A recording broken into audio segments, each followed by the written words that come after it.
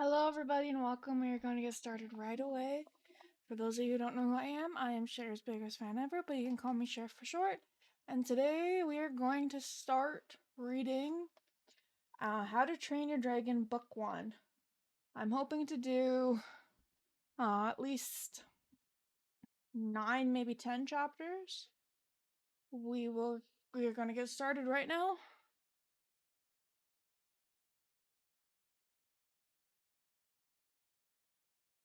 I thought it'd be fun to read with these fish in the background, so let's get started.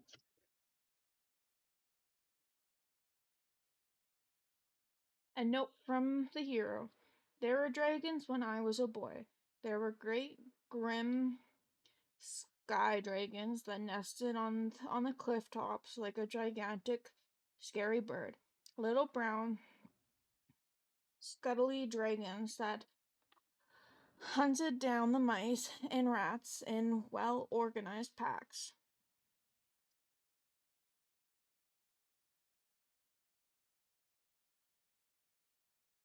Preposterously huge sea dragons that were 20 times as big as the big blue whales and who killed for the fun of it.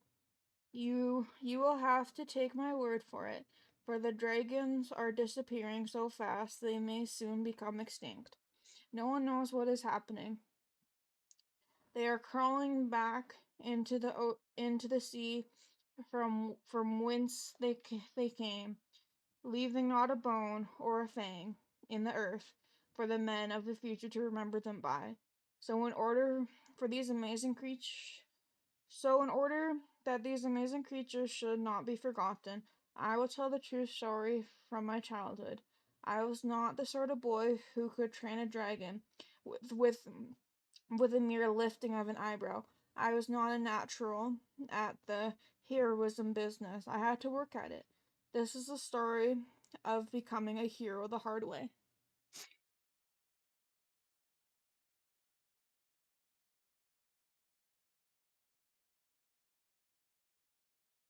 Chapter 1. First, catch your dragon. Long ago, on the wild and windy Isle of Berk, a smallish Viking with the longish name stood up to his ankles in snow. Hiccup, horrendous Haddock the Third, the hope and heir to the tribe of the hairy hooligans, had been feeling slightly sick ever since he woke up that morning. 10 boys, including Hiccup, were hoping to become full members of the tribe by passing the Dragon Initiation program. They were standing on a bleak little beach at the bleakest spot on the whole bleak island. Heavy snow was falling. "Pay attention!" screamed Gobber the Belch, the soldier in charge of teaching initiation. "This will be your first military operation, and Hiccup will be commanding the team." "Oh, not Hiccup," groaned Dog Breath, the Brain, and most of the other boys. You can't put Hiccup in charge, sir. He's useless." Hiccup, horrendous Haddock the Third, the hope and hero to the hope and heir to the tribe of the hairy hooligans, wiped his nose miserably on his sleeve. He sank a little deeper into the snow. Nobody would, um, I mean, anybody would be better than Hiccup, sneered Snotface Snot-a-Lot. Even Fishlegs would be better than Hiccup. Fishleg had a squint that made him as blind as a jellyfish, and an allergy to reptiles. "Silence!" roared Gobber the Belch. "The next boy to speak has limpets for lunch for the next 3 weeks." There was absolute silence immediately. Limpets are a bit like worms, and a bit like snot, and a lot less tasty than either. "Hiccup will be in charge, and that is an order," screamed Gobber, who didn't noises quieter than screaming. He was a 7-foot giant with a mad glint in his in his one working eye, and a beard like exploding fireworks. Despite the freezing cold, he was wearing hairy shorts and a teeny weeny bearskin vest that showed off his lobster red skin and bulging muscles. He was holding a flaming torch and a gigantic fist. Hiccup will be leading you, although he is admittedly completely useless because Hiccup is the son of the chief, and that is the way things go with us Vikings. Where do you think you are? The Republic of Rome? Anyways, that is the least of your problems today. You are here to prove yourself as a Viking hero, and it is an ancient tradition of the Hooligan tribe that you should, Gobber paused dramatically, first catch your dragon. Oh, suffering scallops, thought Hiccup. Our dragon are what set us apart, bellowed Gobber. Lesser humans train hawks to hunt for them, horses to carry them. It is only the Viking heroes who dare to tame the wildest, most dangerous creature on earth. Gobber spat solemnly into the snow. There are 3 parts to the dragon intuition test. The first and most dangerous part is to test your courage and skill at burglary. If you wish to enter the hairy hooligan tribe, you must first catch a dragon, and that is why, continues Gobber at full volume, I have brought you to this scenic spot. Take a look at Wild Dragon Cliff yourself. The 10 boys tipped their heads backwards. The cliff loomed dizzyingly high above them, black and sinister. In summer you could barely even see the cliff as dragons of all shapes and sizes swarmed over it, snapping and biting and sending up a catastrophe of noise that could be heard all over Burke. But in winter the dragons were hibernating and the cliff fell silent, except for the ominous, low rumble of their snores. Hiccup could feel the vibration through his sandals. Now, said Gobber, do you notice those 4 caves about halfway up the cliff, grouped roughly in the shape of a skull? The boys nodded. Inside the cave that would be the right eye of the skull is the dragon nursery, where there are, at this very moment, 3,000 young dragons having their first few weeks of winter sleep. Oh, muttered the boys excitedly. Hiccup swallowed hard.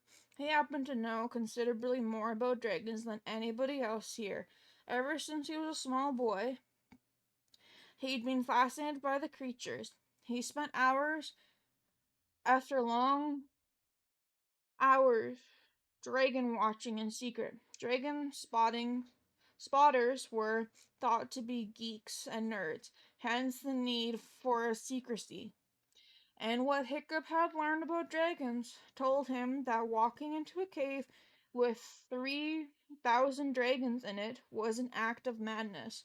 No one else seemed too concerned, however. In a few minutes, I want you to take one of these baskets and start climbing the cliff, commanded Goober the Belch. Once you're at the cave entrance, you are on your own. I am too large to squeeze my way into the tunnel that leads to the dragon nursery. You will enter the cave quietly, and that means you too, Warthog, unless you want to become the first special meal for 3,000 hungry dragons. Ha ha ha. Gobber laughed heartedly at his little joke, then continued. Dragons this size are normally fairly harmless to men, but in these numbers they will set upon you like piranhas. There is nothing left of you, even a fatso like you, warthog. Just a pile of bones. And your helmet. Ha ha. So I will walk quietly through the cave, and each boy will steal one sleeping dragon. Lift the dragon gently from the rock and place it into your basket. Any questions so far? Nobody had any questions. In the unlikely event that you do wake the dragon, and you would have to be idiotically stupid to do so. Run like thunder for the entrance to the cave. Dragons do not like cold weather, and the snow will probably stop them in in their tracks.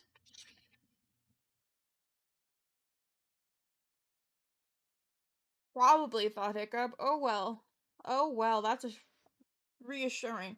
I suggest that you spend a little time choosing your dragon.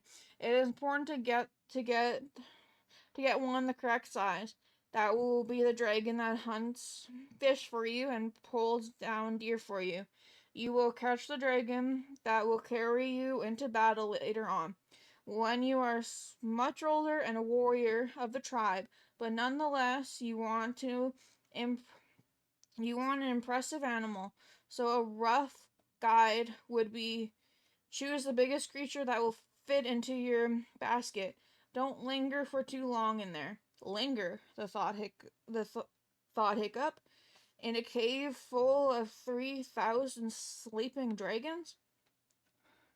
I I need not tell you, Gobber continued cheerfully, that if you return to this spot without a dragon, it is hardly worth coming back at all. Anybody who fails this task will be put into immediate exile. The hairy hooligan tribe has no use for failures. Only the strong can belong. Unhappily, Hiccup looked around at the distant horizon. Nothing but snow and sea as far as the eye could see. Exile didn't look too promising either. Right, said Gobber briskly. Each boy take a basket to put your dragon in, and we'll get going. The boys pushed to The boys rushed to their baskets, chattering happily and excitedly. I want to get one of those monstrous nightmare ones with the extra extendable claws. They're really scary. Boost Snotlut. Oh, shut up, Snotlut. You can't, said Speedy Fist. Only Hiccup can have a monstrous nightmare. You have to be the son of a chief. Hiccup's father was Stoic the Vast, the fearsome chief of the hairy hooligan tribe. Hiccup, sneered Snotloot. If he's as useless as at this as he is at bashball, we'll be lucky if he even gets one of the basic browns. The basic brown was the most common type of dragon, a serviceable beast, but without much glamour. Nut up and get into line, you miserable tadpoles, yelled Goober the Belch. The boys scrambled into their places, baskets on their backs, and stood to attention. Goober walked along the line, lighting the torch that each boy held in front of him from the great flare in his hands. In half an hour's time, you will be Viking warriors with your faithful serpents at your side. Viking dragons and their eggs. Oh, the common or garden and the basic brown. The common or garden and the basic brown are so similar that they can be dealt with together. These are the most familiar breeds, the one we instantly think of when we say dragon. They are poor hunters, are but they are easy to train. These dragons are the best kind of family pets, although as with a lion or a tiger. They should never be left unsupervised with very young children. Statistics. Color. Brown and yellow on all shades of brown. Armed with basic teeth and claws. Defenses. Prickly spines. Radier. None. Poison. None. Hunting ability. Lethargic hunters. 3. Speed, swift in retreat. 8. Fear and fight factors. Good when angry.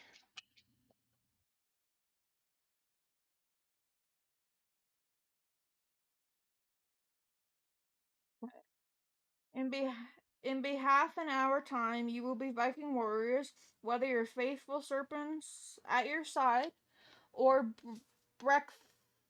breakfasting with wooden in viola with dragon's teeth in your bottom. Screamed Gobber with horrible enthusiasm. Death or glory, yelled Gobber. Death or glory, yelled 8 boys back at him frantically. Death, thought Hiccup and Fishlegs sadly. Gobber paused dramatically with the horn to his lips. I think this could possibly be the worst moment of my life. So far, thought Hiccup to himself as he waited for the blast of the horn. And if they shout much louder, they're going to wake up those dragons before we even start. Parp! Gob- Gobbers blew the horn. Okay, that's the end of chapter 1. I'm going to take a quick drink before I start chapter 2.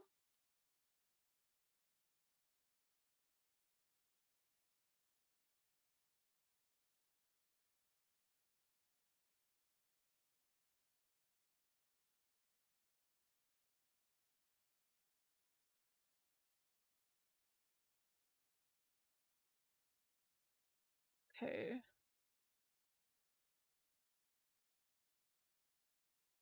I hope everybody's doing fantastic and is enjoying the stream. I don't know how much longer I'll be streaming. I thought this would be fun, but it's hurting my throat.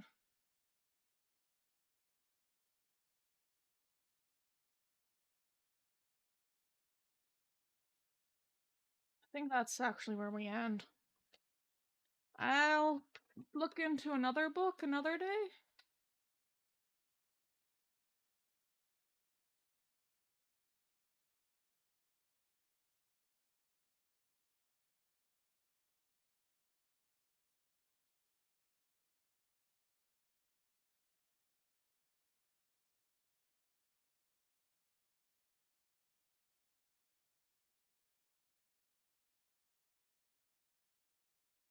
Okay.